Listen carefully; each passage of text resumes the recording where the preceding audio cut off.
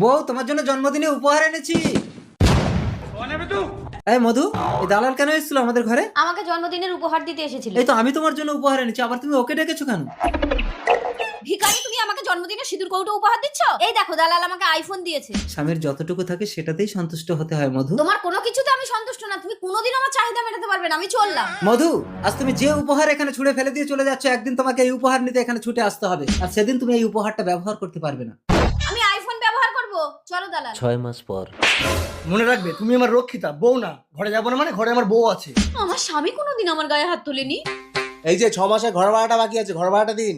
আমি কোথা থেকে দেবো? কোথা থেকে দেবেন মানে? এই আইফোনটা আমি নিয়ে নিলাম। সব স্বামী ছেড়ে দিয়ে এখানে এসে পরপুরুষ নিয়ে নষ্টামি। আরে আরে, কি করছেন? ঘর বন্ধ করছেন কেন? ঘর ভাড়া হবে না, যান। আমি সব হারালাম না। আমি আমার স্বামীর কাছে ফিরে গিয়ে স্বামীর দেওয়ার সামান্য উপহার সিঁদুর কৌটোটাই ব্যবহার করব। স্বামী, স্বামী, আমি ফিরে এসেছি। স্বামী।